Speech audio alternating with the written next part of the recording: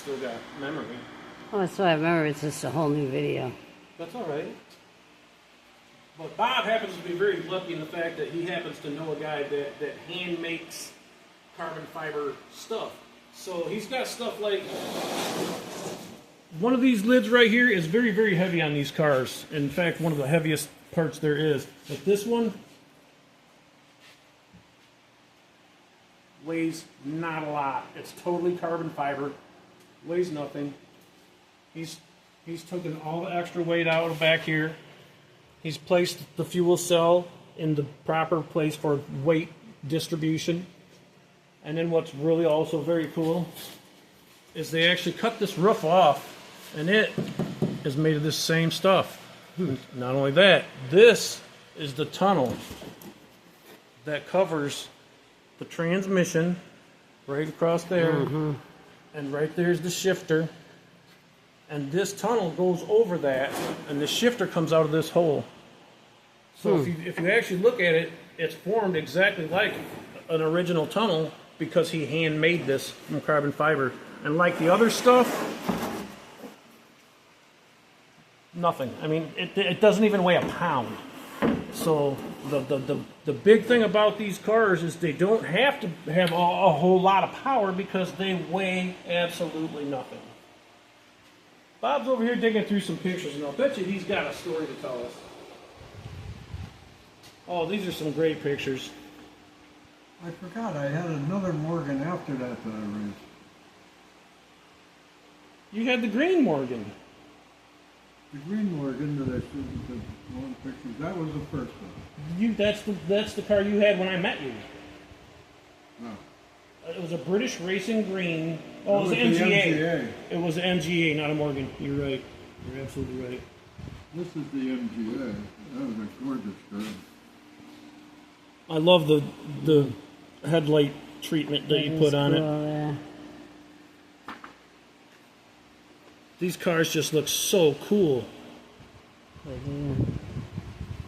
So what do we got going on with this one, Bob? This one, well, I forgot the second Morgan. Well, let's talk about that for a minute. The second Morgan. Are you ready for a juice up? As it happens, I had a break in racing. I went to,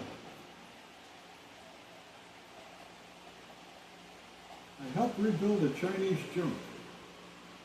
Wow! A what? A Chinese junk is a big wooden boat that has a single sail that's really, really cool. And they've been making them since like the 15th century.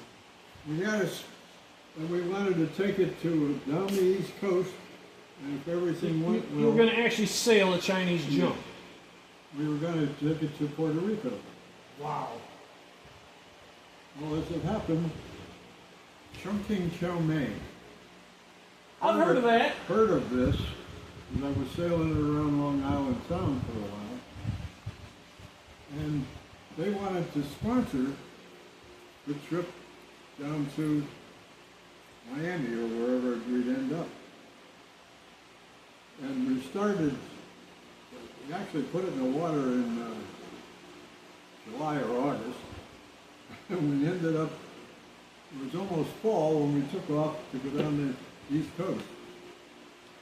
And we kept having to go back to BBD&O, which is a huge advertising agency in New York, but what's his name, Freeberger, the personality who did humorous commercials for Chongqing Chow Mein. Okay. Stan Freeberger. Okay. And he set up stops all along the way down south with his dealers, Chongqing Chow Mein distributors. To show off the junk and... Well, it ended up we were freezing our tails off still in October. Huh? And we took off without the sponsorship. They were going to put a boot of diesel and Chongqing Chow Mein new sails. And that never happened, but we were committed and we took off. We ended up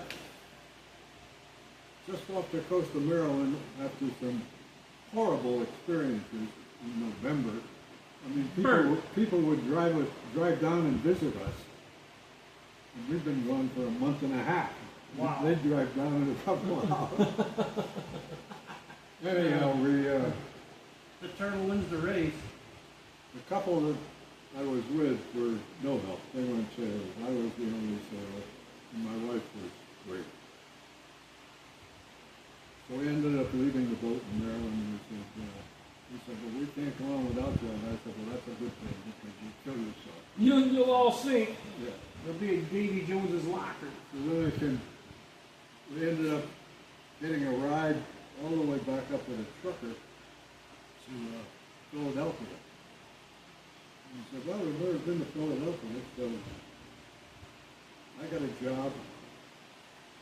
My wife got a job as a French waitress in a key club, Philadelphia. That's big bucks. Hundreds. That's tips. Big tips. Anyhow, I know what a key we club were was. comfortable and we were making a little money. So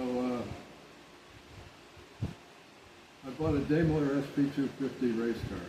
The nose of it was all fiberglass car with an aluminum V8. This was a race built for racing car. Well, it was a production car, but not a lot of people raced them, but it was a quick car with that aluminum V8. And the first thing I did, hill climbs were very popular in Pennsylvania. They had a hill climb schedule that was just shy of the ones they had in Europe. Wow. There were a good dozen hills. And you would pull into one of these little villages, there'd be signs, welcome to hill climbers. Party at the DAR or whatever. They're happy to see you Oh, guys. they're thrilled to see us. And I don't think I ever won the hill climb, but I came in the second place a lot. With Hey, if you're on the podium, you did good. a lot of famous names. Penske ran the hill climb. Before that. You know, I've heard that name too. Yeah, I guess you have. Maybe All once or over the twice. world. And the parties that these locals would throw were fantastic. Beer, wine, liquor, whatever you wanted. Please come again next year. We were the whole economy. Oh yeah, I'll bet. Oscar Kowaleski, very famous for, he actually ran a Can-Am car and he had a company called Auto World that sold all kinds of automotive related stuff. There was Mark Donahue raced the hills. A friend of mine from Connecticut, was famous down there. He had the record for every hill climb.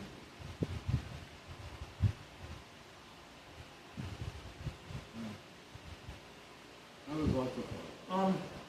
One thing I was going to tell you is, what last time you were at my house, you had forgotten your beanie hat.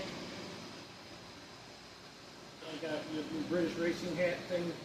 I got it in my truck, but we're getting hats made for Old Car Rescue, and not now, but someday in the future, if you would, I would like you to autograph that hat and give it to me. That would be very, very cool if you did. But I have it in the truck, and we remembered to bring it with. Now, I want to ask you a little bit about former Glory Racing. But while we do this, if you're up to it, I'm going to walk out and just start doing a few things while we're talking. Okay. There's a lot more, even besides former Glory Racing, that I'm sure that this is going to have to be more than one video, because this is probably already one of the longest videos that we've made, so we'll probably have to break it up.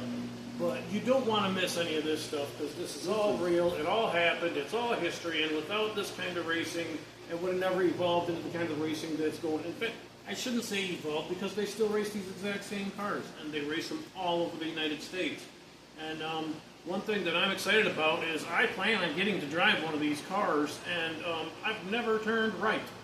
I've always only, well, I won the figure 8 championship, so I did turn right. I shouldn't say that, but I've never raced a road course. Same as turning left, only backwards. Same as turning left, only backwards. I'll just have to remember that. I'll just tell myself. This is with some pages from a write-up that was done. Former Glory Racing, nuts and bolts, how we started. Now this is good stuff. Yeah, this would take forever to put that in there. But what we could do is on one of the videos, we'll just set the camera up and we'll just read it word for word. I don't know if you can see these, but that's when I rolled the car at Sebring in 1970. That's another story that I wanted you to tell, but that one's a very special story, and I want to have the video from the Wild World of Sports from 1970 to show the video after you tell the story. Yeah, That's the year I was born, 1970. The year she was born is the year you were throwing your helmet and throwing a fit because your wheel passed your car. That car is awesome. that was the princess of the paddock wherever I took it. And they said, wow, what a best looking MGA we've Beautiful. ever seen. Look at that. This is a MGB GT. It's the exact same thing as this car, and the exact same thing as the parts car. That's the Elva. That was a pretty car too. That was a cool car. You didn't have that one very long. Well, after I ran it, it didn't fit me. Yeah, you said that you were not comfortable in the car. No, not at all. I was dangerous in the car. I'm dangerous in any car, Bob. There's pictures of the car. This is now when you've got a golf cart that matches your race car. Well, that was That's pretty cool. That was Group 44's golf cart. Group 44 is a very famous BMC. I actually They fixed had- that for you. They had I actually worked on that golf cart. they had 7 or 8. Why was that thing so fast? It wasn't like a regular golf cart. Really? Well, I had it stripped down. But I remember I rebuilt the carb and put a fuel pump in it because it didn't run right, and it was just ridiculously fast. Gesundheit. They done. I won that race. No, that's a cool shot.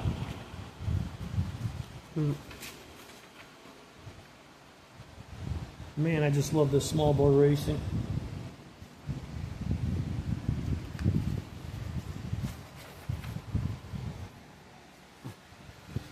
That car is up in Connecticut. It's going to waste. Just sitting. That's the one that you shipped up there. You sold that. You had that car when I met you. Yeah. We put the motor in that car.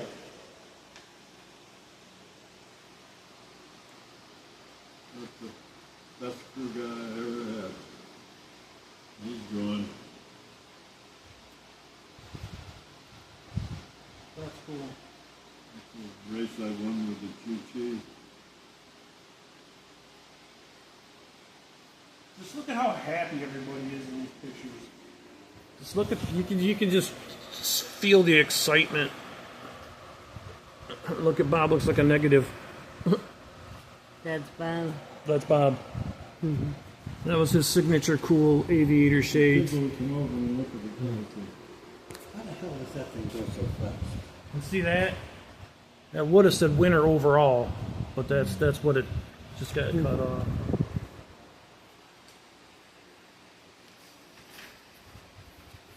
Building the MGA.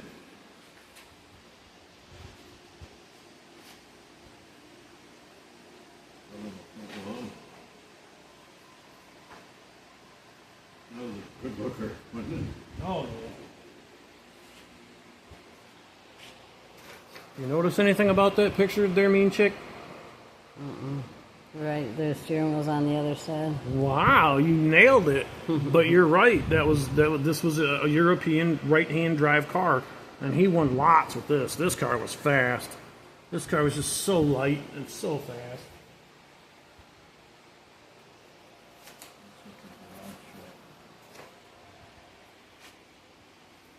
That's the guy sold it to. He had another. He said you'll never see two ex-factory cars together in a race shop. But I've never seen that before. They're very, very rare, and to have two in the same time is like extremely rare. Oh my, look at that one. That looks from the That's the Daimler SP250. No, that's the Daimler, the same as the Daimler Mercedes and Daimler.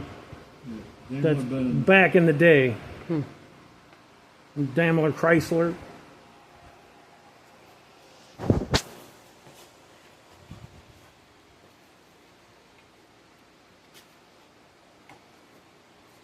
Did you by any chance take just a second to just walk around and look at some of these pictures and stuff? This right here, that's a priceless artifact right there. All those stickers, do you know what it takes to collect those? Yeah, you do, because you used to race. Mm-hmm. Used to race. 12 hours of Sebring. There's something that he actually did that. He did that. Look at this right here. I can tell you from my experience was his favorite race car. And then there's this coolest stuff up here. I mean, I just absolutely love the way he's got his garage set up. And one thing that I think is really cool is over here. There's a map. I'm over here right now. Okay, you're over there. There's a map track there. I These like. are my heroes. Guy on the left is 10 miles. Hold on. Come see this. Please. A lot of history there. Now this picture has got a lot of history in it. And this is some of Bob's great racing buddies from back in the day. No, they're my heroes. They're his heroes, all right? And we'll let him tell you who it is. Starting. The guy on the left is Ken Miles. You've probably seen him recently on TV in the Ford versus Shelby Ford Cobra Wars. Very, very, very famous people. That's Lou Spencer. I knew him. He raced the Morgan out in California, but he raced for Shelby American. Shelby? Yeah, Carroll Shelby. Wow. That's Phil Hill. He's an old-time racer that raced with the Cobra team back in the 60s. You can't tell who that is. He's taller than all the rest of them. That's Dan Gurney. What? Dan Gurney. Wow. He is tall. That's Davey McDonald. He was probably every bit as fast as Ken Miles. He had a lot of bad luck. He got killed at Indianapolis. That is bad luck. And that's Carroll Shelby. Oh my God. As a younger man. That's Pete Brock that designed the Cobra. Those are some very, That's, very famous people that yeah. made huge advances in racing. They Well, when changed you can- everything. When you can put together a bunch of hot rod mechanics and beat Ford with unlimited money, because they said, what's the budget? And he said, win. Ford. That's incredible. Oh, Jesus. There's another story.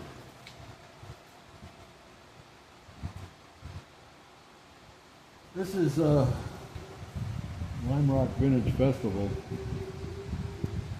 And that's just one class. Not individual classes. They were open wheelers and sedans, but the sports cars are just that. And that race was a horrible weekend. For everybody or you? Everybody, weather-wise. Oh, Hurricane Hugo. Hurricane Hugo? I don't know. It was a hurricane that weekend.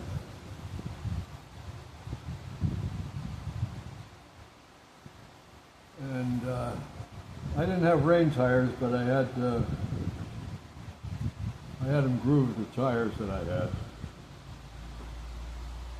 And I started, well, they qualified in the dry, and I qualified, I don't know, about 8th or 10th against XKEs and Porsches and all kinds of shit. In your small bore 4-cylinder. Yeah. And it rained. And it rained. It was just finisher of the hurricane. And most of the time I drove like this. So you could see. Otherwise, the rain was just thick. You wouldn't just.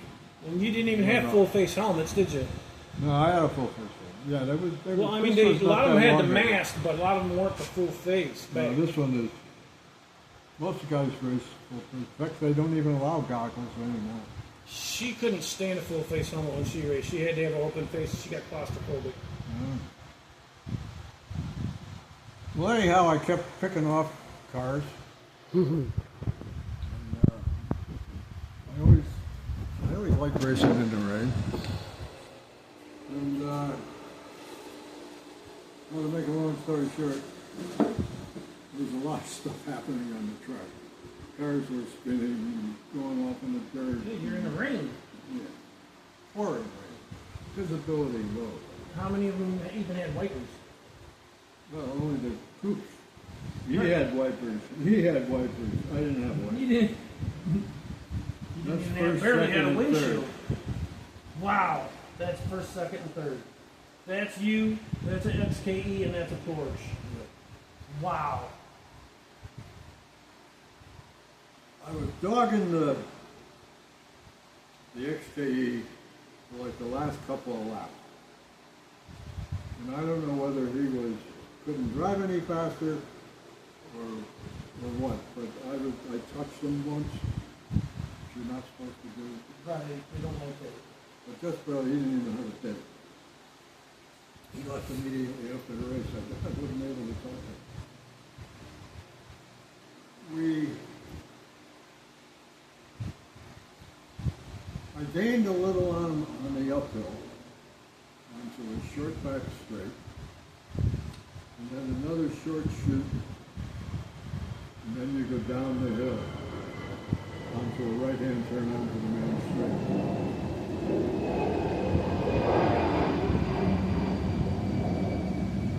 There's a plane going over. It took,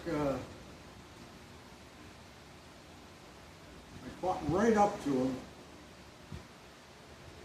before you turned to go down the hill. He had rain tires, but he had better grip than I did, and he led me into the right-hander at the bottom of the hill. But I was right there, next to him, going down the hill. He had to turn right, I turned right with him. We looked at each other. I remember him looking at me.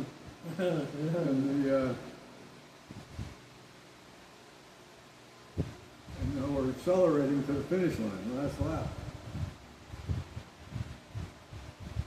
And when he saw me right next to him, I think he accelerated a little too much. Overdrove it. Overdrove it. I won the race by 20 feet. Oh, man, that feeling. That feeling. I try to explain that feeling to people about that adrenaline rush and the feeling, especially when you win a race, that's cool. But when you win a race that's that close, it's just hard to explain the chemicals that your brain produces and puts into your body. There's a video of it somewhere, and from the timing stand at start-finish, Dave Despain and Bob Aiken were announcing the race. Very famous.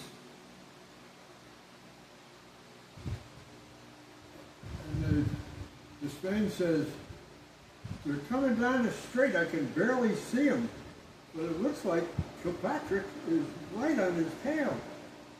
They couldn't see the rest of it earlier in that lap. And pouring down rain. And he's coming in a hurry.